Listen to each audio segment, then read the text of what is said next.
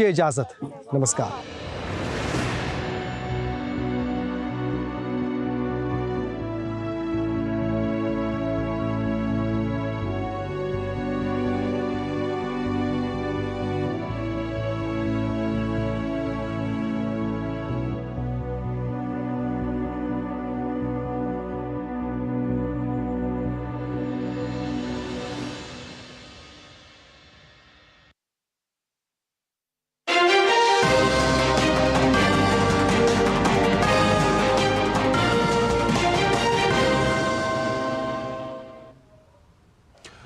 नमस्कार, DD news में आपका स्वागत है। मैं हूं चंद्रशेखर जोशी और आइए सबसे पहले आपको दिखाते हैं इस वक्त की हेडलाइंस।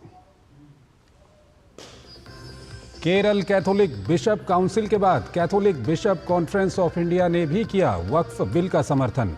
कहा, मौजूदा कानून के कुछ प्रावधान संविधान के खिलाफ, इन्हें बदलने की जरूरत। कई मुस्लिम धर्मगुरु भी बिल के हक में।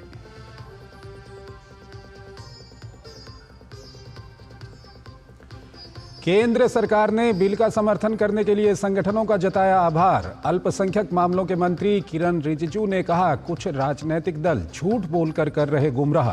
संसद में दी खुली बहस की चुनौती। पंजाब में नाराज किसान संगठनों का भगवंत मान सरकार के खिलाफ हल्ला बोल। कई मंत्रियों और विधायकों के घरों का किया घेराव। पूछा, एमएसपी देने के मुख्यमंत्री मान के वादे का क्या हुआ।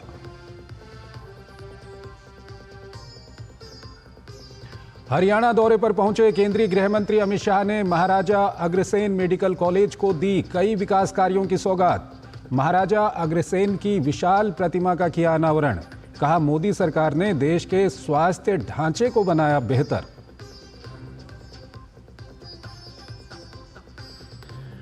म्यांमार में भूकंप से मरने वालों का आंकड़ा 2000 के पार। भारत की ओर से मदद के लिए जारी है ऑपरेशन ब्रह्मा।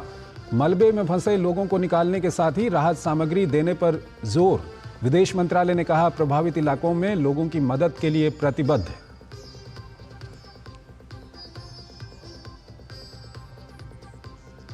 फ्रांस की दक्षिणपंथी नेता मैरीन ले पेन को बड़ा झटका। अदालत ने धन के दुरुपयोग के मामले में दिया दोषी करार। 5 साल के लिए चुनाव लड़ने पर लगाई रोक। 2027 के राष्ट्रपति चुनाव की थीं प्रबल दावेदार।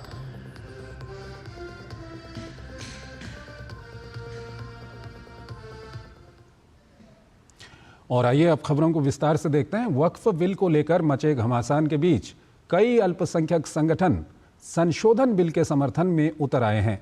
केरल कैथोलिक बिशप्स काउंसिल ने बिल का समर्थन करते हुए उम्मीद जताई कि केरल के सभी सांसद बिल का समर्थन करेंगे। तो Catholic bishop conference of India भी वक्फ पर लाए जा रहे संशोधन बिल के साथ नजर आई। इस बीच ऑल इंडिया सूफी सज्जादा नशीन काउंसिल की ओर से भी कहा गया है कि वक्फ संशोधन विधेयक पर भ्रम फैलाया जा रहा है और ये आम मुसलमानों के हित में है। वक्फ पर सरकार को मिल रहा साथ, लेकिन विपक्ष कर रहा दो हाथ। वक्फ पर तकरार, जंग आर पार। वक्फ बिल पर एक और सरकार को तमाम अल्पसंख्यक संगठनों का साथ मिल रहा है, तो वहीं संसद में वो विपक्ष के साथ आर पार की जंग के मूड में है। केरल कैथोलिक बिशप्स काउंसिल यानी केसीबीसी के बाद Catholic bishop conference of India ने भी वक्फ बिल का समर्थन किया है।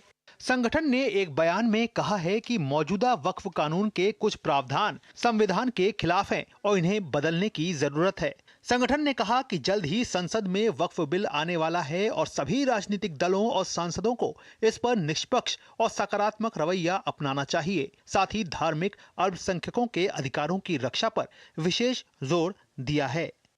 2 ईसाई संगठनों की ओर से बिल का समर्थन करने की अपील के बाद तमाम केंद्रीय मंत्रियों ने इसका स्वागत किया है।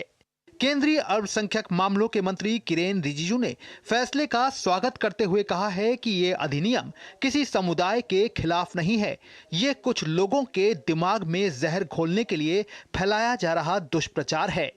उन्होंने उम्मीद जताई कि केरल के सभी सांसद सभी लोगों के हित में इस विधेयक का समर्थन करेंगे और तुच्छ तुष्टीकरण की राजनीति के लिए लोगों के हितों की बलि नहीं चढ़ाएंगे।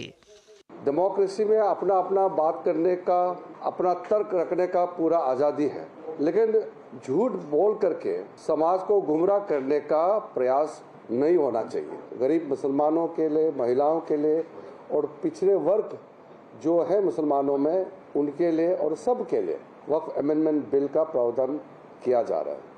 वहीं वित्त मंत्री ने भी फैसले को स्वागत योग्य बताया है। उन्होंने कहा, केरल कैथोलिक बिशप काउंसिल द्वारा उठाया गया ये एक स्वागत योग्य कदम है। उनका आह्वान मौजूदा वक्फ अधिनियम में उन धाराओं में संशोधन करने का है जो अनुचित और संविधान विरोधी है।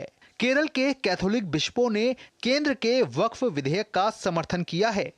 दरअसल केसीबीसी ने मौजूदा वक्फ कानून के असंवैधानिक और अन्यायपूर्ण प्रावधानों को संशोधित करने की जरूरत बताते हुए केरल के सभी सांसदों से केंद्र सरकार द्वारा पेश किए गए वक्फ विधेयक का समर्थन करने की अपील की। केरल राज्य वक्फ बोर्ड ने मुनम्बम में लगभग 404 एकड़ भूमि पर दावा किया है, जहां 600 से अधिक परिवार बसे हुए हैं। इनमें से अधिकांश लैटिन कैथोलिक समुदाय के ईसाई और पिछड़े वर्गों के हिंदू हैं, जो दशकों से इस भूमि पर रह रहे हैं और उन्होंने इसे फारूक कॉलेज से कानूनी रूप से खरीदा था।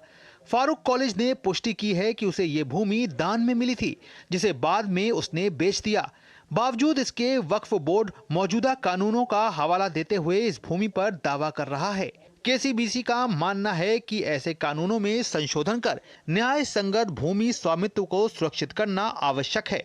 ऑल इंडिया सूफी सज्जादान शील काउंसिल के चेयरमैन और अजमेर दरगाह के आध्यात्मिक प्रमुख के उत्तराधिकारी सैयद नसरुद्दीन चिश्ती ने भी कहा है कि वक्फ विधेयक पर भ्रम फैलाया जा रहा है।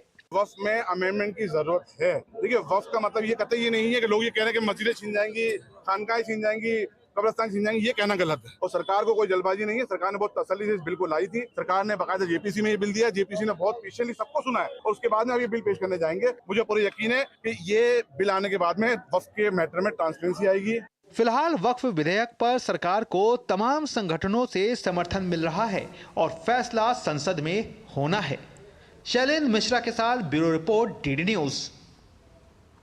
वक्फ पर बनी जेपीसी की रिपोर्ट संसद में पेश हो चुकी है और जल्द ही इससे जुड़ा संशोधन विधेयक सदन में पेश होने वाला है। गृह मंत्री अमित शाह ने लोकसभा में घोषणा की है कि सरकार मौजूदा बजट सत्र के दौरान ही वक्फ संशोधन विधेयक पेश करेगी। इसके साथ ही इस बिल को लेकर घमासान और तेज हो गया है। कांग्रेस और सपा समेत विपक्षी गठबंधन के कई दल बिल के विरोध में नजर आ रहे हैं, तो एनडीए के दल इसके समर्थन में हैं। अब कुछ मुस्लिम संगठनों और ईसाइयों के समर्थन के बाद इस बिल को लेकर विपक्ष का गुणागणित बदलता हुआ नजर आ रहा है। वक्फ पर सरकार जहां विधेयक पेश करने की तैयारी कर रही है, तो वहीं इस पर सियासत जारी है। बीजेपी के तमाम अल्पसंख्यक नेताओं ने भी विधेयक का समर्थन करते हुए इस मामले में विपक्ष के विरोध को आड़े हाथों लिया है। संसद का एक्ट है और संसद ही उसको करेक्ट करेगा। इसलिए जो लोग इसको लेकर के कंफ्यूजन क्रिएट करने की कोशिश कर रहे हैं, कम्युनलिज्म क्रिएट करने की कोशिश कर रहे हैं, तो उनकी कोशिश है कि कम्युनलिज्म के कुएं से कॉन्स्पिरेसी का कॉकरोच निकाला जाए और देश के और समाज के सौहार्द के ताने बाने को छिन्न भिन्न किया जाए, लेकिन ये इसमें वो सफल नहीं होगा। गुमराह कर रहे हैं लोग। ईद का दिन है, ईद के दिन भी कुछ लोगों ने कोशिश की कि काली पट्टी बंधवा दें, लेकिन वो माइनॉरिटी में आ गए। मेजॉरिटी मुसलमानों ने काली पट्टी नहीं बांधी। वो काली पट्टी वाले आज फेल हो गए। मुस्लिम ऑर्गेनाइजेशन कई हैं, वो कांग्रेस के ज़माने में बने हैं और कांग्रेस के इकोसिस्टम हैं। इन सब के बीच विपक्ष इस बिल के विरोध पर आमादा है, लेकिन वक्फ पर बनी जेपीसी के अध्यक्ष जगदम्बिका पाल ने कहा है कि विरोध करने वाले सियासत कर रहे हैं। बड़े पैमाने पर राजनीतिक दल इसकी खिलाफत करेंगे। समाजवादी पार्टी भी इस बिल के विरोध करती है। सदन में जब आएगा इसका विरोध होगा। भारतीय जनता पार्टी के जितने भी अभी तक के फैसले हुए हैं, जो संविधान बदलने के या इस तरह के जो बड़े फैसले लिए हैं, उससे जनता को लाभ नहीं पहुंचा है। मुझे ताज्जुब है कि कोई सच्चा मुसलमान होगा तो कम से कम वो विरोध की तरह से करेगा। जिस तरह से all India Muslim personal law board ने ईदगाहों पे लोगों का आह्वान किया कि आप काली पट्टी बांध करके जाएं, तो इससे साफ है उन्होंने आज मस्जिद और ईदगाहों को भी आज जहां इबादत होती है वहां उसको सियासत का बना दिया। फिलहाल वक्फ पर बनी जेपीसी की रिपोर्ट संसद में पेश हो चुकी है और जल्द ही सदन में पेश होने वाली है। गृह मंत्री अमित शाह ने लोकसभा में घोषणा की है कि सरकार मौजूदा बजट सत्र के दौरान वक्फ संशोधन विधेयक पेश करेगी। इस विधेयक के तहत वक्फ से जुड़ी भूमि विवादों को सुलझाने का अधिकार केवल न्यायालयों को दिया जाएगा, जिससे पारदर्शिता और न्याय सुनिश्चित हो सके। इस विधेयक का देश के कई मुस्लिम संगठनों द्वारा विरोध किया जा रहा है। शैलेंद्र मिश्रा के साथ bureau report, DD news. Punjab सरकार पर किसानों का गुस्सा फूट रहा है। अपनी मांगों को लेकर आंदोलन कर रहे किसानों के प्रति बर्बर रुख अख्तियार करते हुए पंजाब सरकार ने उन्हें शंभू और खनौरी बॉर्डर से जबरन हटा दिया था और कई किसान नेताओं को गिरफ्तार कर लिया, जिसके बाद किसानों में भारी आक्रोश है। भगवंत मान सरकार पर अन्याय करने का आरोप लगाते हुए किसानों ने आज पूरे राज्य में विधायकों और मंत्रियों के घरों का घेराव किया और साथ ही संगरूर में मुख्यमंत्री के आवास के बाहर प्रदर्शन भी किया। पंजाब की आप सरकार द्वारा बलपूर्वक शंभू और खनौरी बॉर्डर से किसान आंदोलन को पूरी तरह से हटाने को लेकर पंजाब के किसानों में भारी आक्रोश है। किसानों ने आज पूरे राज्य में विधायकों और मंत्रियों के घरों का घेराव किया। किसानों ने संगरूर में मुख्यमंत्री के आवास के बाहर प्रदर्शन किया। किसानों का आरोप है कि पंजाब सरकार ने उनके साथ जबरदस्ती की। दरअसल 19 मार्च को पुलिस ने शंभू और खनौरी बॉर्डर पूरी तरह से खाली करा दिया था और कई किसान नेताओं की गिरफ्तारियां भी हुई थी। किसानों का कहना है कि भगवंत मान सरकार ने किसानों के साथ न्याय नहीं किया है। भगवंत मान सरकार ने जो खनौरी और शंभू पर करा है उसका परिणाम है आज। तो जिस तरह से भगवंत मान सरकार ये दावे कर रही है कि हमारे साथ तो किसानों का कोई मुश्किल नहीं है, ऐसा कुछ भी नहीं है। अगर भगवंत मान जी या अमन अरोड़ा कहते हैं कि हमारा तो कोई लेना नहीं, हम तो किसानों को खुश कर रहे हैं, तो क्या ये जो नशाबंदी 3 साल तक नहीं हुई, दसियों हजार पंजाब के युवा नशे में मर गए, क्या उसको विकास बोल रही है भगवंत मान जी या अमन अरोड़ा जी? बेरोजगारी सबसे ज्यादा चरम सीमा पर है। किसान संगठन पंजाब सरकार के किसानों के प्रति रवैये से खासे नाराज है। उनकी प्रमुख मांगों में एमएसपी पर गारंटी कानून सहित अन्य मांगों का जल्द समाधान किया जाए। 19 मार्च को शंभू और खनौरी बॉर्डर पर पुलिस कार्रवाई में हुए नुकसान की भरपाई हो। पुलिस द्वारा किसान मोर्चे पर किए गए लाठीचार्ज और हिंसा में घायल किसानों की भरपाई। 20 मार्च को शंभू बॉर्डर पर किसान नेता बलवंत सिंह बहरामके पर लाठीचार्ज करने वाले शंभू थाने के एसएचओ हरप्रीत सिंह को बर्खास्त किया जाए। शंभू और खनौरी बॉर्डर पर हुई चोरी और लूटपाट की घटनाओं में शामिल असामाजिक तत्वों पर तुरंत केस दर्ज हो। ट्रैक्टर, ट्रॉलियों और अन्य सामान की चोरी की साजिश में शामिल विधायक गुरलाल घनौर की विधानसभा सदस्यता रद्द हो जैसी मांगे हैं। पंजाब में किसान काफी समय से अपनी मांगों को लेकर आंदोलनरत हैं। इस मामले में किसान नेताओं की केंद्रीय मंत्रियों के प्रतिनिधिमंडल से भी कई दौर की वार्ता हो चुकी है, लेकिन इस बीच पंजाब सरकार ने किसानों के प्रति बर्बर रुख इख्तियार करते हुए उन्हें शंभू और खनौरी बॉर्डर से जबरन हटा दिया और कई किसान नेताओं को गिरफ्तार कर लिया, जिसके बाद किसानों में आक्रोश है। Bureau report, DD news. केंद्रीय गृह मंत्री अमित शाह ने सोमवार को हिसार के अग्रोहा स्थित महाराजा अग्रसेन मेडिकल कॉलेज को कई विकास कार्यों की सौगात दी। गृह मंत्री ने मेडिकल कॉलेज में पीजी हॉस्टल का शिलान्यास, आईसीयू और महाराजा अग्रसेन की विशाल प्रतिमा का अनावरण किया। अमित शाह ने महाराजा अग्रसेन को अग्रोहा का मसीहा बताया और उनके नक्शे कदम पर चलने की बात कही। मौके पर हरियाणा के मुख्यमंत्री समेत सांसद नवीन जिंदल, हिसार की विधायक सावित्री जिंदल और कई विधायक मौजूद रहे। सोमवार को हिसार पहुंचे केंद्रीय गृह मंत्री अमित शाह ने महाराजा अग्रसेन मेडिकल कॉलेज परिसर में 32 बेड के अत्याधुनिक सुविधाओं वाले आईसीयू का उद्घाटन किया। साथ ही 20 फीट ऊंची महाराजा अग्रसेन की 800 किलोग्राम वजनी प्रतिमा का अनावरण किया। पीजी स्टूडेंट्स के लिए बनने वाले 60 कमरों के छात्रावास भवन की भी आधारशिला रखी गई। उसके बाद गृह मंत्री ओपी जिंदल ऑडिटोरियम में मेडिकल के छात्रों को संबोधित किया।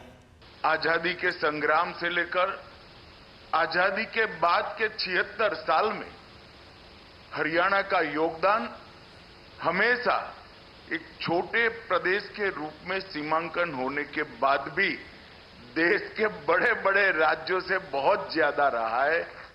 केंद्रीय गृह मंत्री अमित शाह ने अग्रोहा क्षेत्र के विकास में महाराजा अग्रसेन के योगदान को नमन किया। साथ ही पीएम मोदी को उन्हीं के नक्शे कदम पर चलने वाला पाथिक बताया।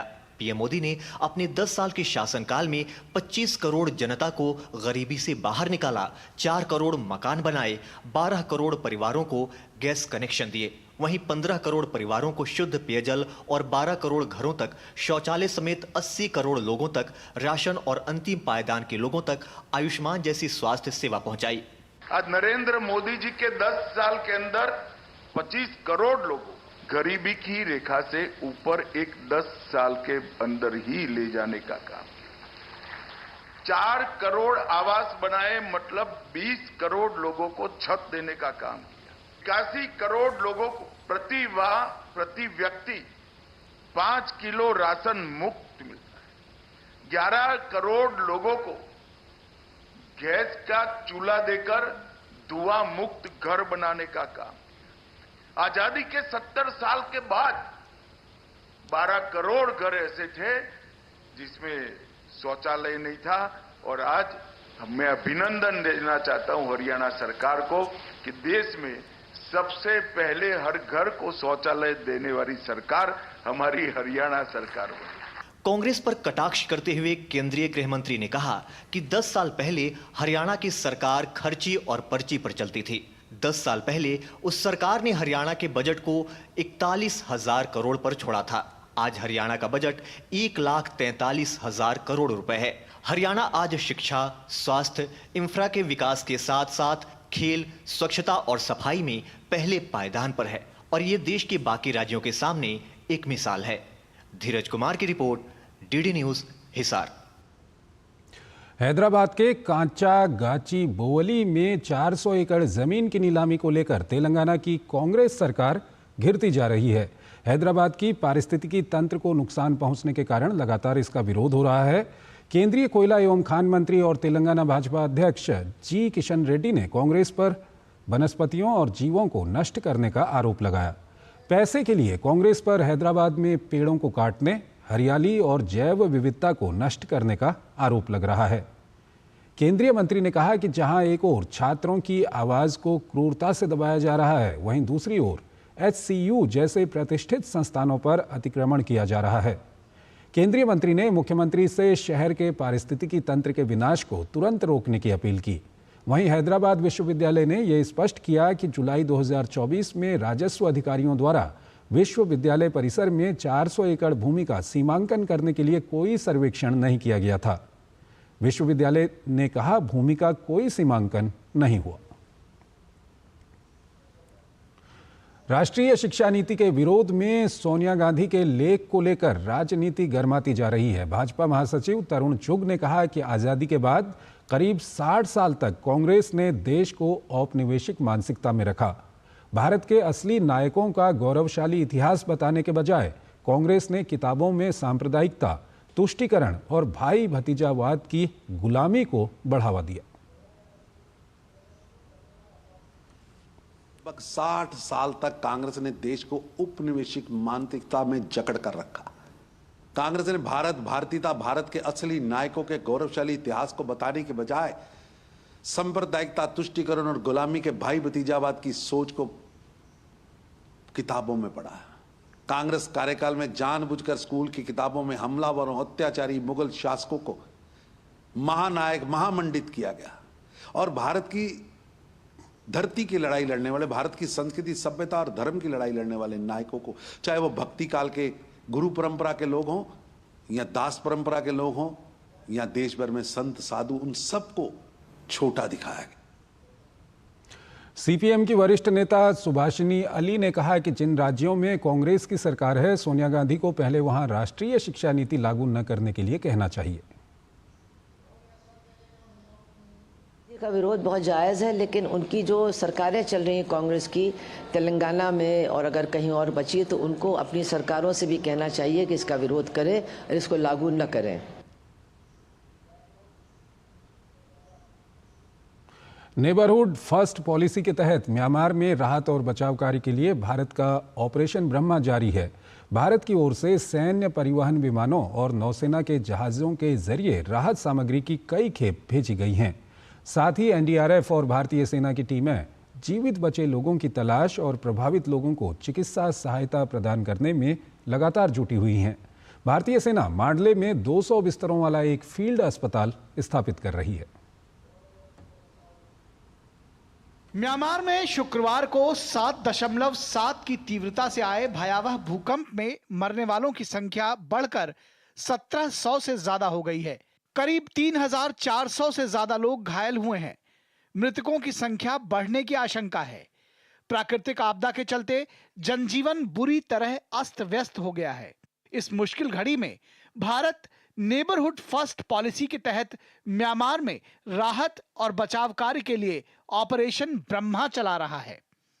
भारत की ओर से सैन्य परिवहन विमानों और नौसेना के जहाजों के जरिए राहत सामग्री की कई खेप भेजी गई, जिसमें आवश्यक कपड़े, पीने का पानी, भोजन, दवाइयां और आपातकालीन स्टोर वाले मानवीय सहायता उपकरण शामिल हैं।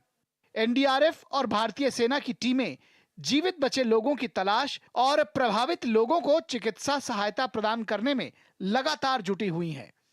सोमवार को भारतीय सेना ने एनडीआरएफ और चिकित्सा टीमों के सहयोग से शेष कर्मियों और राहत सामग्री को मांडले पहुंचाना शुरू कर दिया। भारतीय सेना मांडले में 200 बिस्तरों वाला फील्ड अस्पताल स्थापित कर रही है। प्रभावित नागरिकों के लिए चिकित्सा सुविधा मंगलवार तक शुरू हो जाने की उम्मीद है। वहीं एनडीआरएफ की टीम ने मांडले स्थित उहला थीन मठ में बचाव अभियान शुरू कर दिया है, जहां लगभग 170 भिक्षु अभी भी फंसे हुए हैं। विदेश मंत्रालय के अनुसार एनडीआरएफ स्काई विला में भी टीम तैनात करने का प्रयास कर रही है, जहां 11 मंजिलों वाले 4 टावर ढह गए हैं। टावरों में कई विदेशी लोग हैं। इसके अलावा राहत सामग्री राज्य महानायक समिति के महासचिव को भी दी जाएगी, जहां एक मठ के बाहर लगभग 2000 भिक्षु बैठे हैं। भिक्षुओं को चोट नहीं आई है, लेकिन उनके पास तक पहुंचने के लिए कोई जगह नहीं है और ना ही उनके पास कोई बुनियादी सुविधाएं हैं। इसके साथ ही मांडले पैलेस, महामुनि पैगोडा, MIIT और दूसरे ऐसे स्थानों पर भी टीमें तैनात की जा रही हैं, जहां भारी क्षति हुई है। ये टीमें भारतीय समुदाय के सदस्यों को रहने और भोजन के लिए सहायता प्रदान कर रही हैं। ये पहली बार नहीं है, चाहे तुर्की और सीरिया में ऑपरेशन दोस्त हो, नेपाल में ऑपरेशन मैत्री हो या फिर वियतनाम और म्यांमार के लिए ऑपरेशन सद्भाव, भारत हर आपदा में मित्र देशों की सहायता के लिए आगे आया है। Bureau report, DD news. Myanmar में भूकंप से मची तबाही के बाद भारत ने मदद का हाथ बढ़ाया है।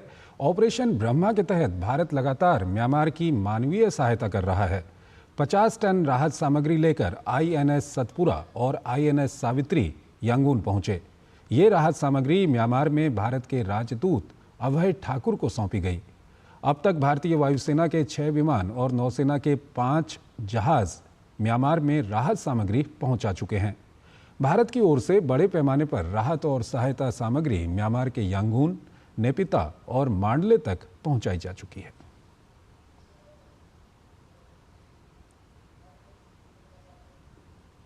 खबरें भी और भी हैं, लेकिन पहले एक छोटा सा ब्रेक।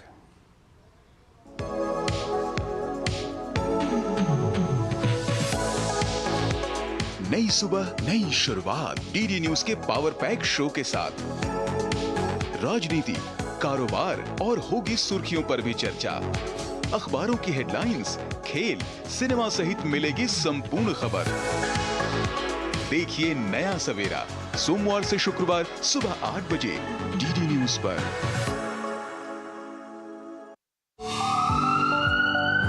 स्वास्थ्य से जुड़ी महत्वपूर्ण बात, देश के प्रख्यात विशेषज्ञों के साथ कैसे हो रोग के लक्षणों की पहचान। यदि आप हैं किसी रोग से परेशान, फोन और ईमेल के माध्यम से पूछें अपना सवाल।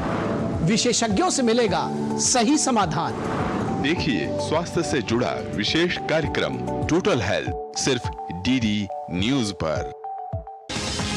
दिन दिन भर की भाग दौड़ में जब छूट जाएं जरूरी खबरें, जब आप हो जल्दी में और जाननी हो हर खबर, जब फटाफट अंदाज में देखनी हो आपको तेज खबर, जब केवल आधे घंटे में जानना हो देश दुनिया का हाल,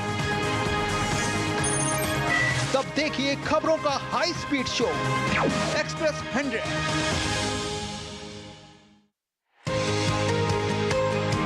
म्यूचुअल फंड में कैसे करें निवेश, एसआईपी से कैसे जीती जाए इन्वेस्टमेंट की रेस, गवर्नमेंट स्कीम से कैसे मिलेगा बेहतर रिटर्न, बाजार की जोखिम में कैसे होगी सुरक्षित इनकम, पर्सनल फाइनेंस के क्लियर होंगे सब डाउट, फाइनेंशियल मिथ्स को विशेषज्ञ करेंगे आउट।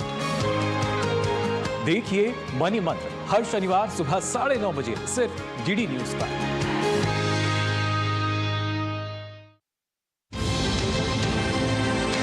राष्ट्रीय खबरें हो या अंतर्राष्ट्रीय मुद्दे की बात, राजनीति से जुड़ा हर पहलू, साथ ही बिजनेस का उतार चढ़ाव, खेल जगत की अपडेट से लेकर मनोरंजन की छोटी बड़ी हलचल, वहीं बड़ी खबरों की संपूर्ण कवरेज, ताकि आप रहें खबरों के बीच।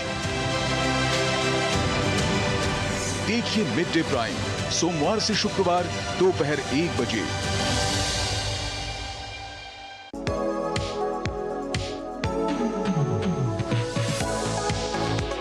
नई सुबह नई शुरुआत डीडी न्यूज के पावर पैक शो के साथ राजनीति, कारोबार और होगी सुर्खियों पर भी चर्चा, अखबारों की हेडलाइंस, खेल, सिनेमा सहित मिलेगी संपूर्ण खबर। देखिए नया सवेरा सोमवार से शुक्रवार सुबह 8 बजे डीडी न्यूज पर।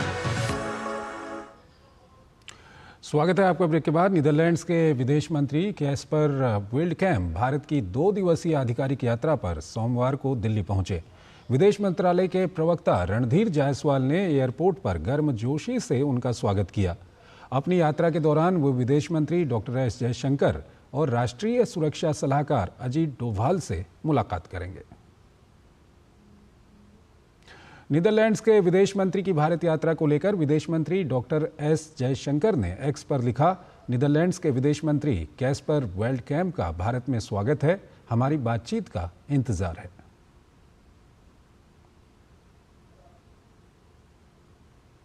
महाराष्ट्र के नागपुर में शिव तांडव स्तोत्र कार्यक्रम का आयोजन हुआ। कार्यक्रम में आरएसएस प्रमुख मोहन भागवत शामिल हुए।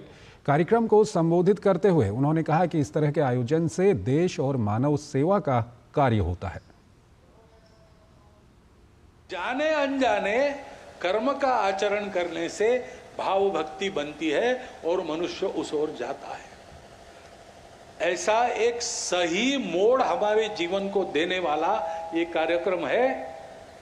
कार्यक्रम के नाते इसको प्रतिवर्ष आप करते रहिए, इसकी संख्या बढ़ाते रहिए, लेकिन ये एक दिन का कार्यक्रम नहीं है, ये जीवन भर का आचरण है। इसको ध्यान में रखकर इसको कीजिए और अन्य लोगों से करवाइए। ये बहुत बड़ा मानव सेवा का, देश सेवा का और अपने कल्याण का काम है। एक पंथ में 3 काज साधने वाला ये कार्यक्रम है। औरंगजेब कब्र विवाद को लेकर आरएसएस के दिग्गज नेता और पूर्व सर कार्यवाह सुरेश भैयाजी जोशी ने कहा है कि ये मुद्दा अनावश्यक उठाया जा रहा है। औरंगजेब का अनावश्यक विषय उठाया गया है। एक है, उसकी मृत्यु यहाँ हुई तो कब्र यहाँ बनी हुई है, कोई श्रद्धा है, वो जाएंगे। हमने तो छत्रपति शिवाजी महाराज का जो आदर्श है, उन्होंने अफजल खान की भी वहां पर कब्र बनवाई थी, तो वो तो है। भारत की ये उदारता की सर्वसमावेशिता का प्रतीक है। वो कब्र रहे, जिसको जाना है वो जाए। देश दुनिया में ईद उल फितर पूरे हर्ष और उल्लास के साथ मनाई जा रही है। सोमवार सुबह से ईदगाहों और मस्जिदों में लोगों ने ईद की नमाज अता की। ईद के दौरान बाजारों की रौनक देखने लायक थी। देश भर में ईद उल फितर का त्योहार बड़े हर्षोल्लास के साथ मनाया गया। इस मौके पर लोगों ने एक दूसरे को ईद की मुबारकबाद दी। सोमवार सुबह से ईदगाहों और मस्जिदों में लोगों ने ईद की नमाज अदा की। देश भर में जम्मू से लेकर कन्याकुमारी तक लोगों ने परंपरागत रूप से ईद में शिरकत की। राष्ट्रपति द्रौपदी मुर्मू ने देशवासियों को ईद की बधाई दी। उन्होंने अपने सोशल मीडिया प्लेटफॉर्म एक्स पर पोस्ट करके कहा, ईद उल फितर के मुबारक मौके पर सभी देशवासियों, विशेष रूप से मुस्लिम भाइयों और बहनों को बधाई। ये त्योहार भाईचारे की भावना को मजबूत बनाता है तथा करुणा भाव और दान की प्रवृत्ति को अपनाने का संदेश देता है। मैं कामना करती हूं कि ये पर्व सभी के जीवन में शांति, समृद्धि और खुशियां लेकर आए तथा सबके दिलों में नेकी के रास्ते पर आगे बढ़ने के जज्बे को मजबूत बनाए।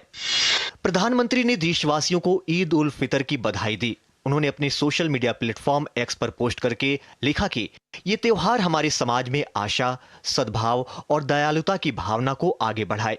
आपके सभी प्रयासों में खुशी और सफलता मिले। ईद मुबारक। राजधानी दिल्ली की जामा मस्जिद में ईद उल फितर मनाने के लिए काफी संख्या में लोग पहुंचे। लोगों ने इस मौके पर विशेष नमाज अदा की और एक दूसरे को ईद की मुबारकबाद दी।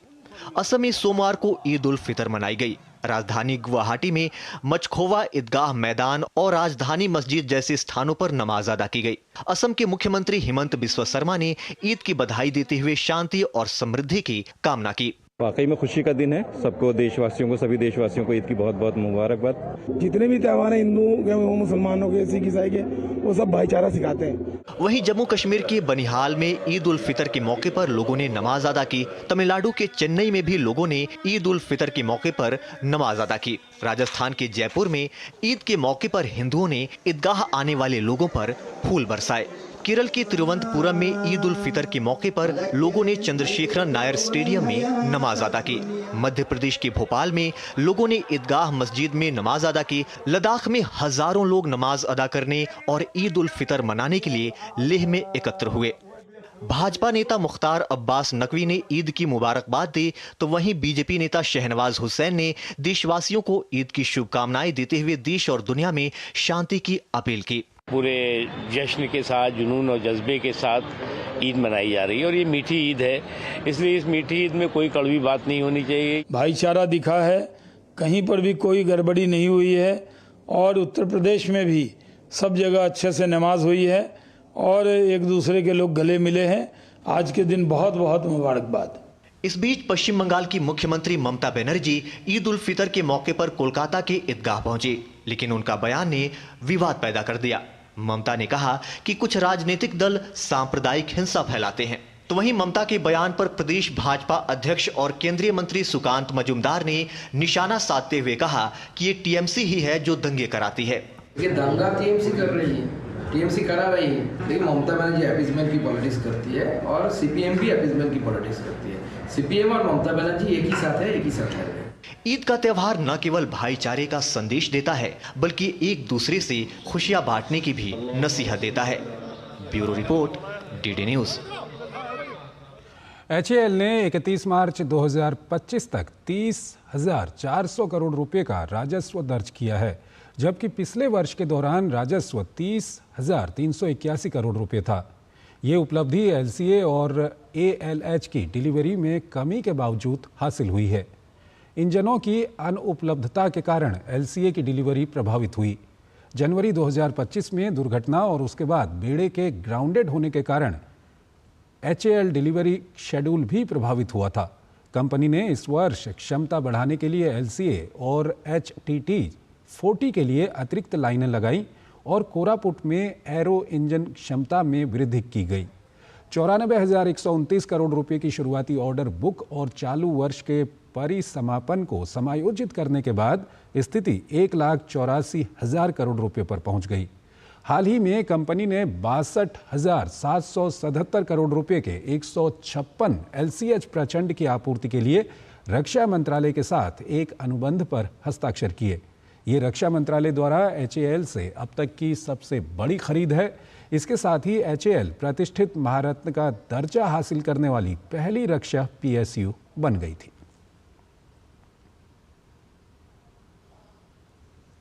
भारत अमेरिका मानवीय सहायता और आपदा राहत HADR अभ्यास द्विपक्षीय त्रिसेवा अभ्यास टाइगर ट्रायम्फ का चौथा संस्करण पूर्वी समुद्र तट पर 1 अप्रैल से किया जाएगा। यह अभ्यास 25 अप्रैल तक चलेगा। इस अभ्यास का उद्देश्य भारत अमेरिका मानवीय सहायता और आपदा राहत के लिए अंतर संचालन क्षमता विकसित करना है। साथ ही एक संयुक्त समन्वय केंद्र स्थापित करने के लिए मानक संचालन प्रक्रियाओं SOPs का निर्माण करना है।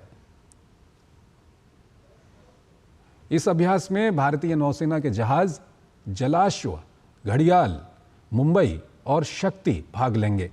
वहीं अमेरिकी नौसेना के जहाज कॉमस्टॉक और राल्फ जॉनसन अभ्यास में हिस्सा लेंगे।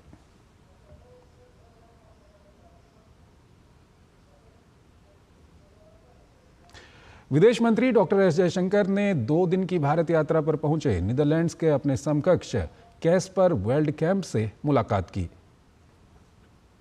दोनों नेताओं के बीच व्यापार, निवेश, नवाचार, जल, कृषि, स्वास्थ्य, सुरक्षा और लोगों के बीच संबंधों सहित दोनों देशों के बीच बढ़ते द्विपक्षीय संबंधों पर चर्चा हुई।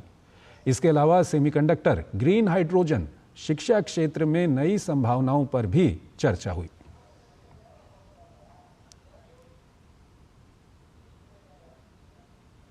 नीदरलैंड के हेग में पहली बार नीदरलैंड राष्ट्रीय योगासन खेल प्रतियोगिता आयोजित की गई। ये यूरोपीय महाद्वीप में योगासन प्रतियोगिता का इस तरह का ये पहला आयोजन था। नीदरलैंड योगासन खेल संघ द्वारा आयोजित इस कार्यक्रम में स्कूलों के बच्चों ने उत्साहपूर्वक भाग लिया। 50 से अधिक छात्रों ने विभिन्न आयु वर्गों में प्रतिस्पर्धा करते हुए अपने योग कौशल का प्रदर्शन किया। प्रतियोगिता का मकसद योग को एक प्रतिस्पर्धी खेल के रूप में बढ़ावा देना, युवा प्रतिभागियों के बीच स्वस्थ प्रतिस्पर्धा की भावना पैदा करना और उन्हें एक बेहतर मंच प्रदान करना था। नीदरलैंड योग खेल संघ की अध्यक्ष प्रणीता देशपांडे की अगुवाई में आयोजित इस प्रतियोगिता में विश्व योग के अनुभवी प्रशिक्षक युद्धवीर रेवाड़ी, सुश्री वंदना देवड़ा, सुश्री इंदु मटूरिया और विष्णु चक्रवर्ती मरियप्पन शामिल हुए।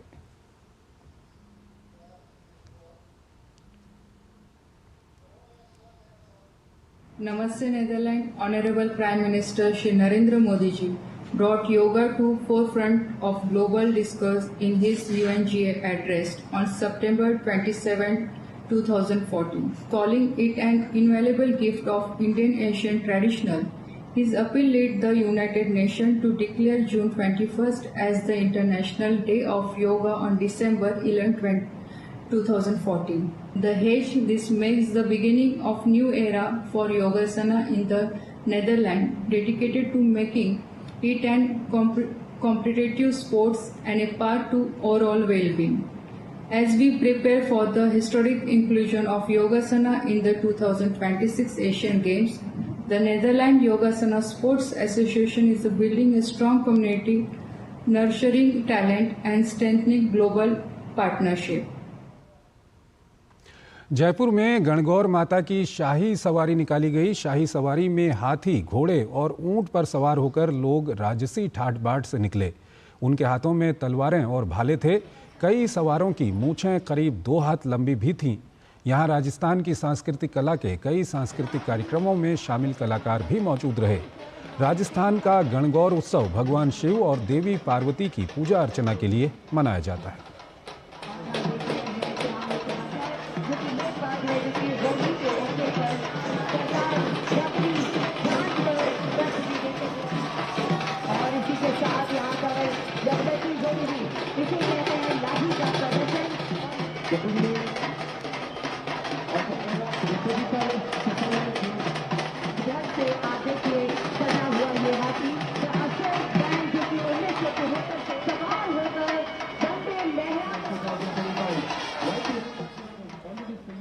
उत्सव देखने आए लोगों ने गणगौर माता की शाही सवारी का जमकर आनंद उठाया।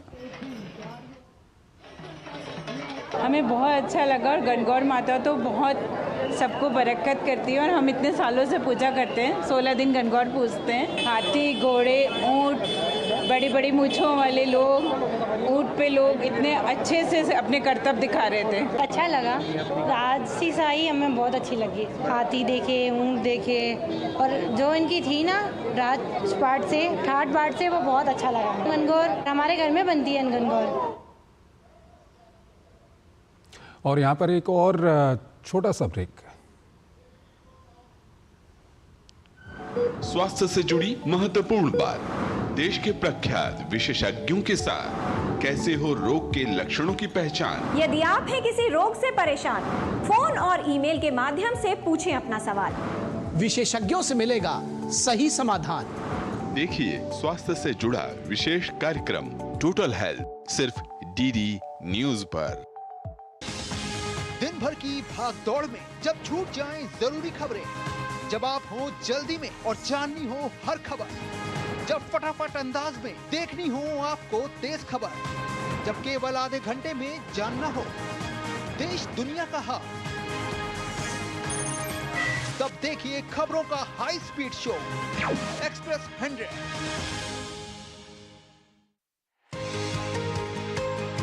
म्यूचुअल फंड में कैसे करें निवेश, एसआईपी से कैसे जीती जाए इन्वेस्टमेंट की रेस, गवर्नमेंट स्कीम से कैसे मिलेगा बेहतर रिटर्न, बाजार की जोखिम में कैसे होगी सुरक्षित इनकम, पर्सनल फाइनेंस के क्लियर होंगे सब डाउट, फाइनेंशियल मिथ्स को विशेषज्ञ करेंगे आउट। देखिए मनी मंत्र हर शनिवार सुबह 9:30 बजे सिर्फ डीडी न्यूज पर।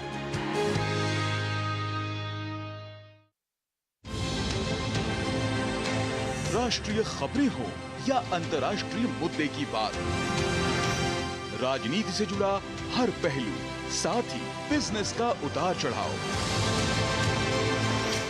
खेल जगत की अपडेट से लेकर मनोरंजन की छोटी बड़ी हलचल, वहीं बड़ी खबरों की संपूर्ण कवरेज, ताकि आप रहें खबरों के बीच। देखिए मिड डे प्राइम सोमवार से शुक्रवार दोपहर 1 बजे।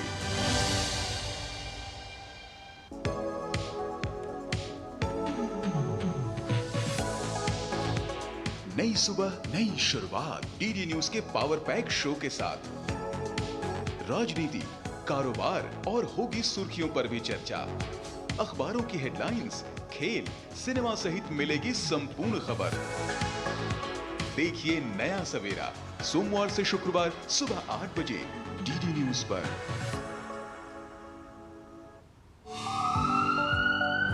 स्वास्थ्य से जुड़ी महत्वपूर्ण बात, देश के प्रख्यात विशेषज्ञों के साथ कैसे हो रोग के लक्षणों की पहचान। यदि आप हैं किसी रोग से परेशान, फोन और ईमेल के माध्यम से पूछें अपना सवाल। विशेषज्ञों से मिलेगा सही समाधान। देखिए स्वास्थ्य से जुड़ा विशेष कार्यक्रम टोटल हेल्थ सिर्फ डीडी न्यूज पर। स्वागत है आपका ब्रेक के बाद, और आइए एक नजर डालते हैं कुछ और महत्वपूर्ण खबरों पर फटाफट अंदाज में। भारतीय मौसम विभाग के नवीनतम पूर्वानुमान से संकेत मिला है कि अप्रैल और मई के महीने में पूरे देश में तापमान सामान्य से अधिक रहेगा और अधिकतम और न्यूनतम तापमान दोनों सामान्य स्तर से ऊपर रहेंगे। मौसम विभाग के मुताबिक भारत के अधिकांश हिस्सों में तापमान 4 अप्रैल से बढ़ना शुरू हो जाएगा। अप्रैल में मध्य भारत, पूर्वी भारत और उत्तरी भारत के कुछ हिस्सों में अधिकतम तापमान सामान्य से काफी अधिक रहने का अनुमान है, जबकि सुदूर पूर्वोत्तर को छोड़कर अधिकांश हिस्सों में न्यूनतम तापमान भी अधिक रहेगा। छत्तीसगढ़ के दंतेवाड़ा जिले में सुरक्षा बलों ने 25 लाख रुपए की इनामी महिला माओवादी को मुठभेड़ में मार गिराया। पुलिस अधिकारियों ने सोमवार को यह जानकारी दी। दंतेवाड़ा और बीजापुर के सीमावर्ती क्षेत्र में हुई मुठभेड़ में सुरक्षा बलों ने दंडाकारण्य स्पेशल जोनल कमेटी की सदस्य रेणुका उर्फ बानू को मार गिराया। दिल्ली के छतरपुर इलाके में एनसीबी और दिल्ली पुलिस ने बड़ी कार्रवाई की है। संयुक्त टीम ने एक संदिग्ध वाहन से 10.2 करोड़ रुपए की 5 किलोग्राम मेथमफेटामाइन बरामद की। वाहन सवार 5 लोगों को गिरफ्तार कर लिया गया, जिसमें 4 अफ्रीकी नागरिक शामिल हैं। साथ ही पुलिस ने पश्चिमी दिल्ली के तिलक नगर स्थित एक अफ्रीकी किचन से भी बड़ी मात्रा में ड्रग्स बरामद किए। ईस्ट कोस्ट रेलवे ने कटक नेरगुंडी रेल सेक्शन पर ट्रेन सेवाओं को फिर से बहाल कर दिया है। रविवार को Bengaluru Kamakhya AC superfast express के पटरी से उतरने के बाद रेलवे कर्मी रात भर रेल सेवाओं की बहाली के लिए युद्ध स्तर पर कार्य करते रहे। रेल कर्मियों के अथक परिश्रम से सोमवार सुबह उन्हें इस कार्य में सफलता मिली और इस रूट पर फिर से ट्रेनों का परिचालन शुरू हो गया। डीआरडीओ ने 15 दिनों तक काम करने और 300 मीटर की गहराई तक गोता लगाने में सक्षम high endurance autonomous under water vehicles यानी कि HEAUV का सफल परीक्षण किया। इस परीक्षण में HEAUV ने सतह और जलमग्न दोनों स्थितियों में सुनार और संचार का उत्तम प्रदर्शन किया। भारत अमेरिका मानवीय सहायता और आपदा राहत अभ्यास द्विपक्षीय त्रिसेवा अभ्यास टाइगर ट्रायम्फ का चौथा संस्करण पूर्वी समुद्र तट पर 1 अप्रैल से किया जाएगा। यह अभ्यास 25 अप्रैल तक चलेगा। इस अभ्यास का उद्देश्य भारत अमेरिका मानवीय सहायता और आपदा राहत के लिए अंतर संचालन क्षमता विकसित करना है। पुलिस परिवार कल्याण सोसाइटी मिशन ओलंपिक के बैनर तले आयोजित वार्षिक खेल प्रतियोगिता 2025 का समापन किंग्सवे कैंप के न्यू पुलिस लाइंस खेल मैदान में भव्य समापन समारोह के साथ हुआ। दिल्ली में आयोजित कार्यक्रम में दिल्ली पुलिस आयुक्त संजय अरोड़ा मुख्य अतिथि के रूप में शामिल हुए, जबकि ओलंपिक रजत पदक विजेता और अंतर्राष्ट्रीय पहलवान रवि कुमार दहिया और अर्जुन पुरस्कार विजेता सरिता मोर विशेष अतिथि के रूप में मौजूद रहीं। समारोह में PFWS की अध्यक्ष रितु अरोड़ा और ONGC और इंडियन ऑयल कॉरपोरेशन के अधिकारी भी शामिल हुए। प्रतियोगिता में एथलेटिक्स, बैडमिंटन, शूटिंग, कुश्ती, बास्केटबॉल, फुटबॉल, क्रिकेट और कबड्डी सहित विविध खेल स्पर्धाएं शामिल थीं। इस प्रतियोगिता में कुल 138 पदक प्रदान किए गए, जिसमें PFWS के एथलीटों ने 47 पदक हासिल किए, जिनमें 17 स्वर्ण, 14 रजत और 16 कांस्य पदक के साथ साथ कई टीम ट्रॉफी शामिल हैं। PFWS की अध्यक्ष रितु अरोड़ा ने प्रतिभागियों की उपलब्धियों पर गर्व व्यक्त किया और युवा प्रतिभाओं को बढ़ावा देने में उनके समर्थन के लिए ONGC और IOC का आभार व्यक्त किया। दहिया और मोर ने अपने अनुभव साझा किए और युवा एथलीटों को प्रेरित किया। खेलों में अनुशासन और समर्पण के महत्व पर जोर दिया। मैं इस आयोजन को सफल बनाने वाले सभी प्रतिभागियों, PFWS की पूरी टीम, वेलफेयर यूनिट्स के सारे ऑफिसर्स और कर्मी, आर्म पुलिस के सारे ऑफिसर्स और कर्मी, आप सबको हार्दिक बधाई देता हूं और बहुत बहुत शुभकामनाएं देता हूं कि आने वाले समय में आपके जितने आयोजन हो, इवेंट्स हो, सब बहुत अच्छे और सफल हों। PFWS जो है, हमारे जो वार्ड्स हैं, फैमिली मेम्बर्स हैं, उनमें जो प्रतिभा हैं तो उनको हम अभी से ही तराश कर उनको उनकी मंजिल तक पहुंचाना चाहते हैं। जिसमें भी टैलेंट है वो अपनी सही जगह पे पहुंचे, यही हमारी कोशिश है, यही हमारे कोचेज़ हैं, उनकी भी यही कोशिश है। बहुत पहले के मुकाबले आज हम बहुत सारी चीज़ें हैं जो बहुत सारे स्टेडियम जो नए बन रहे हैं और सरकार का भी काफ़ी ध्यान है कि आप खेलों के और 2036 ओलंपिक हम होस्ट कर रहे हैं। तो मैं उम्मीद करता हूं और मैं सबको मैं बोलता भी हूं कि आपको ज़्यादा से ज़्यादा मेहनत करनी चाहिए, क्योंकि सरकार अपनी तरफ से 100% हर चीज़ देने के लिए तैयार है अब। तो इसमें अब खिलाड़ियों को और ज़्यादा जागरूक होने की ज़रूरत है और आप देखो कि 2036 हम होस्ट करेंगे तो मैं तो उम्मीद करता हूँ कि हम टॉप 5 में तो कम से कम आए। पश्चिम बंगाल के उत्तर 24 परगना के मचलंदापुर के ढाकी वादक गोकुल चंद्र दास ने इस क्षेत्र में पद्मश्री प्राप्त करने वाले पहले व्यक्ति बनकर इतिहास रच दिया। दास ने अंतर्राष्ट्रीय मंचों पर ढाक को बढ़ावा देने और क्षेत्र में महिलाओं को सशक्त बनाने में महत्वपूर्ण योगदान दिया है।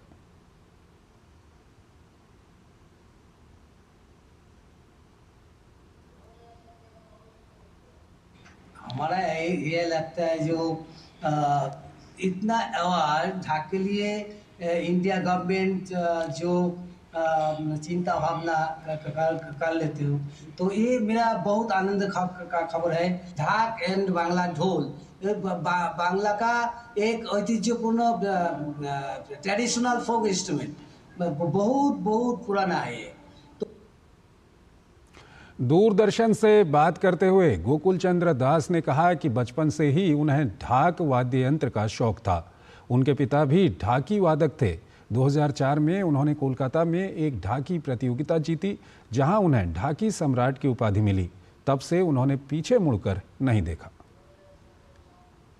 हमारा ये लगता है जो इतना अवार्ड ढाक के लिए इंडिया गवर्नमेंट जो चिंता भावना कर लेते हो, तो ये मेरा बहुत आनंद का खबर है। ढाक एंड बांग्ला ढोल बांग्ला का एक ऐतिह्यपूर्ण ट्रेडिशनल फोक इंस्ट्रूमेंट, बहुत पुराना है। गोकुल चंद्र दास ने प्रतिष्ठित पद्म पुरस्कार के लिए उन्हें चुने जाने के लिए भारत सरकार को धन्यवाद दिया। उन्होंने कहा कि उन्हें ये पुरस्कार मिलने से पूरी ढाक कला का सम्मान बढ़ेगा और लोगों के बीच ये कला भी लोकप्रिय होगी। उनका सपना वंचित परिवार के युवाओं को निःशुल्क ढाक सिखाने और उन्हें अवसर प्रदान करने के लिए एक ढाकी अकादमी स्थापित करना है। बड़ा अवार्ड मिलता है तो ये तो बहुत बढ़िया खबर है। तो ये बात है जी, तो आनंद के साथ बहुत मीडिया, बहुत प्रिंट मीडिया, इलेक्ट्रॉनिक्स मीडिया बहुत फोन करता है। वो हम बाइट देता है, किसी को फोटो भेजना है, किसी को वीडियो करने से भेजना है। ये बहुत आनंद का। चेक रिपब्लिक के टीनेजर टेनिस खिलाड़ी याकूब मैंसिक ने नोवाक जोकोविच को हराकर मायामी ओपन का खिताब अपने नाम किया। मैंसिक ने फाइनल में जोकोविच को 7-6, 7-6 से मात दी। 19 वर्षीय मैंसिक के करियर का ये पहला एटीपी खिताब है। इस हार के साथ जोकोविच अपना 100वां एकल खिताब जीतने से चूक गए। रोरी मैकिलरॉय अपने करियर में पीजीए टूर पर $100 मिलियन से ज्यादा की कमाई करने वाले दूसरे गोल्फर बन गए हैं। उनसे पहले ये कामयाबी टाइगर वुड्स ने हासिल की थी। रोरी ने 2010 में पीजीए टूर पर डेब्यू किया था। उन्होंने 262 इवेंट्स में हिस्सा लिया है और 28 में जीत दर्ज की है। ईरान के परमाणु कार्यक्रम को लेकर एक बार फिर अमेरिका और ईरान आमने सामने हैं। परमाणु समझौता करने को लेकर अमेरिका से सीधी बातचीत से जहां ईरान ने इनकार कर दिया, तो वहीं अमेरिकी राष्ट्रपति डोनाल्ड ट्रंप ने ईरान पर बमबारी करने और अधिक प्रतिबंध लगाने की धमकी दे डाली। वहीं इसके जवाब में ईरान के सर्वोच्च नेता ने ऐसा करने पर अमेरिका को परिणाम भुगतने की धमकी दी है। ईरानी मीडिया के अनुसार ईरानी हथियारों की तैनाती भी शुरू हो गई है। परमाणु समझौता पर ईरान की दो टूक के बाद मध्य पूर्व एक बार फिर दबाव महसूस कर रहा है, क्योंकि अमेरिकी राष्ट्रपति ट्रंप के ताजा बयान से उपजा तनाव किसी भी वक्त संघर्ष की आशंका को चरम पर पहुंचा सकता है। परमाणु समझौते पर ईरान के सीधी बातचीत से इनकार ने अमेरिकी राष्ट्रपति के गुस्से को 7वें आसमान पर पहुंचा दिया है, जिसके बाद उन्होंने एक मीडिया हाउस को दिए गए इंटरव्यू में तेहरान को सख्त चेतावनी दे डाली है। ट्रंप ने कहा कि अगर तेहरान अपने न्यूक्लियर प्रोग्राम पर किसी समझौते पर नहीं पहुंचता है तो अमेरिका उस पर बमबारी कर सकता है। ये बमबारी ऐसी होगी जैसी उन्होंने पहले कभी नहीं देखी होगी। ईरान की ओर से सीधी बातचीत से इनकार करने के बाद ये अमेरिकी राष्ट्रपति की पहली प्रतिक्रिया थी। इंटरव्यू के दौरान अमेरिकी राष्ट्रपति यही नहीं रुके, ट्रंप ने ईरान पर 4 साल पहले लगाए गए सेकेंडरी टैरिफ को बहाल करने की चेतावनी दे डाली है। हालांकि ट्रंप को अभी भी उम्मीद है कि परमाणु कार्यक्रम पर दोनों देशों के बीच जारी बातचीत का कुछ न कुछ हल जरूर निकलेगा। बहरहाल ट्रंप के बयान पर ईरान ने भी तीखी प्रतिक्रिया दी है।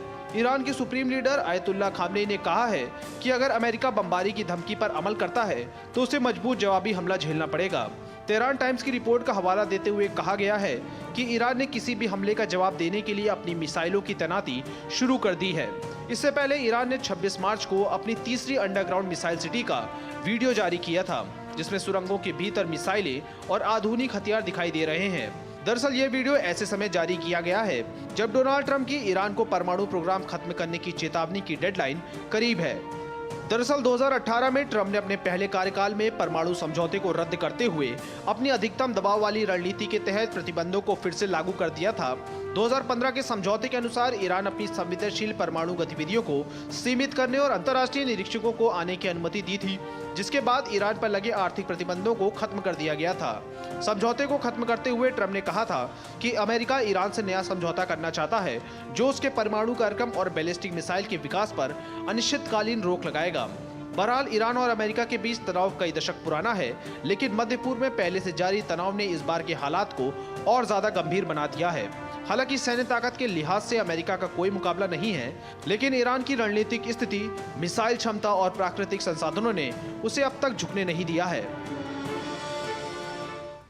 दूसरी बार अमेरिका का राष्ट्रपति बनने के बाद अब डोनाल्ड ट्रंप तीसरी बार भी अमेरिका का राष्ट्रपति बनना चाहते हैं। हालांकि इसके लिए ट्रंप के रास्ते में अमेरिका का संविधान आड़े आता है। एक साक्षात्कार में राष्ट्रपति ट्रंप ने इस बारे में खुलकर बात की है। ऐसे में हो सकता है कि आने वाले दिनों में अमेरिका में इसको लेकर संविधान बदलने की चर्चाएं और जोर पकड़ेंगी। ये रिपोर्ट देखिए। अपने बयानों को लेकर सुर्खियों में रहने वाले डोनाल्ड ट्रंप का एक और बयान चर्चा में है। ये बयान है उनके राष्ट्रपति पद के कार्यकाल को लेकर, जिसमें उन्होंने तीसरी बार राष्ट्रपति बनने की इच्छा जताई है। एक चैनल को दिए साक्षात्कार में ट्रंप ने कहा कि ऐसे कई तरीके हैं जिनसे आप ऐसा कर सकते हैं। एनबीसी को दिए गए इंटरव्यू में उन्होंने साफ किया कि वो राष्ट्रपति पद को लेकर मजाक नहीं कर रहे हैं, क्योंकि संविधान में तीसरी बार राष्ट्रपति बनने के तरीके मौजूद हैं। उपराष्ट्रपति जेडी वेंस के राष्ट्रपति पद पर चुने जाने फिर उन्हें पद सौंपने को लेकर पूछे गए सवाल पर उन्होंने कहा कि ये एक तरीका है, लेकिन और भी कई तरीके हैं। दरअसल 20 जनवरी 2025 में दूसरी बार राष्ट्रपति का पद संभालने वाले ट्रंप का कार्यकाल 2029 में पूरा होगा और अमेरिका में 2 बार ही राष्ट्रपति बनने का प्रावधान है। इससे पहले वो 2017 से 2021 तक राष्ट्रपति रह चुके हैं। अगर ट्रंप तीसरी बार राष्ट्रपति बनने का प्रयास करते हैं तो उन्हें संविधान में संशोधन का सहारा लेना होगा, जिसके लिए उन्हें अमेरिकी संसद और राज्यों से समर्थन की जरूरत होगी। ट्रंप कई मौकों पर तीसरे कार्यकाल के लिए चुनाव लड़ने की बात कह चुके हैं। नवंबर में चुनाव जीतने के बाद और फिर जनवरी में शपथ से पहले भी ट्रंप इन बातों को दोहरा चुके हैं। जनवरी में ट्रंप की रिपब्लिकन पार्टी के सांसद एंडी ओगल्स ने एक बिल भी संसद में पेश किया था, जिसमें ट्रंप को तीसरी बार राष्ट्रपति बनने की अनुमति देने की बात कही गई थी। बिल में तर्क दिया गया था कि अगर कोई शख्स लगातार 2 बार राष्ट्रपति रह चुका है, वो तीसरी बार राष्ट्रपति पद के लिए निर्वाचित नहीं हो सकता। लेकिन ट्रंप 2020 का चुनाव बाइडेन से हार गए। ऐसे में वो तीसरी बार भी राष्ट्रपति चुने जाने के लिए योग्य हो सकते हैं। दरअसल अमेरिका के पहले राष्ट्रपति जॉर्ज वॉशिंगटन ने 2 टर्म के बाद पद छोड़ दिया था। उसके बाद से राष्ट्रपति के 2 टर्म से ज्यादा सेवाएं न देने का अनौपचारिक नियम बन गया। अमेरिका के किसी भी राष्ट्रपति ने इस प्रथा को नहीं तोड़ा, लेकिन फ्रैंकलिन डी रूजवेल्ट के दौर में ये नियम टूट गया। वो 1933 से 1945 तक 4 बार राष्ट्रपति चुने गए। इसके बाद 1946 के राष्ट्रपति चुनाव में रिपब्लिकन पार्टी की वापसी हुई। 1947 में प्रशासनिक परिवर्तन के लिए हूवर कमीशन का गठन हुआ। इसी कमीशन की सिफारिश के बाद 22वें संशोधन के जरिए 2 टर्म से ज्यादा राष्ट्रपति नहीं बनने का कानून बना दिया गया। और इस बुलेटिन में इतना ही, लेकिन जाते जाते आपको छोड़ जाते हैं कुछ और अंतर्राष्ट्रीय खबरों के साथ। आप इन खबरों को देखिए और हमारी पूरी टीम को इजाजत दीजिए। नमस्कार। बलूचिस्तान के हालात लगातार खराब हो रहे हैं। बलूच विद्रोहियों की गतिविधियों के कारण पाकिस्तान की फौज दहशत में है। यहां लगातार हो रहे विद्रोहियों के हमलों को देखते हुए सरकार ने रात के समय राष्ट्रीय राजमार्गों पर यात्रा पर प्रतिबंध लगा दिया है। बीते कुछ हफ्तों में हाईवे पर हमले बढ़े हैं, जिनमें खास तौर पर फौज और पंजाबी समुदाय को निशाना बनाया गया है। वहीं बलूचिस्तान की आजादी के लिए जंग लड़ने वालों का एक समूह बलूच राजी आजोई संगर ने बलूचिस्तान में पिछले 24 घंटों में एक साथ 72 हमलों की जिम्मेदारी ली है। BRS ने कहा है कि उनके लड़ाकों ने इन हमलों में 32 पाकिस्तानी सैनिकों को मार गिराया है। फ्रांस की एक अदालत ने सोमवार को यूरोपीय संघ के धन के दुरुपयोग के मामले में दक्षिणपंथी नेता मरीन ले पेन को दोषी करार दिया है। इस मामले में उनको 4 साल की सजा सुनाई गई है और 5 साल के लिए चुनाव लड़ने पर रोक लगाई गई है। सजा के बाद फिलहाल मरीन ले पेन 2027 के राष्ट्रपति पद की रेस से बाहर हो गई हैं। इजराइल के अधिकारियों के हवाले से न्यूज एजेंसी रॉयटर्स ने खबर दी है कि इजराइल ने शेष बंधकों में से लगभग आधे की वापसी के बदले में गाजा में एक विस्तारित युद्ध विराम का प्रस्ताव रखा है। इस सबके बीच इजरायली सेना ने दक्षिण गाजा में सैन्य अभियान को और तेज करने की बात कही है और कई इलाकों को खाली करने के आदेश जारी किए हैं। म्यांमार और थाईलैंड में भूकंप से मरने वालों की संख्या लगातार बढ़ रही है। खबर लिखे जाने तक म्यांमार में 1700 लोगों की मौत की पुष्टि हो चुकी है, जबकि थाईलैंड में 19 लोगों की मौत की पुष्टि हो चुकी है। मौत का आंकड़ा अभी और भी बढ़ सकता है। म्यांमार में भारत द्वारा ऑपरेशन ब्रह्मा के तहत चल रही मानवीय सहायता के हिस्से के रूप में भारतीय सेना ने विदेश मंत्रालय के साथ समन्वय में महत्वपूर्ण सहायता प्रदान की है। पुराने मांडले एयरफील्ड में पीड़ितों के लिए भारतीय सेना का फील्ड अस्पताल बनाया जा रहा है। मोल्दोवा ने रूसी दूतावास पर आरोप लगाया है कि उसने क्रेमलिन समर्थक सांसद अलेक्जेंडर नेस्ट्रोव्स्की को अवैध राजनीतिक वित्त पोषण के आरोपों में जेल जाने से पहले मोल्दोवा से ट्रांसनिस्ट्रिया भागने में मदद की है।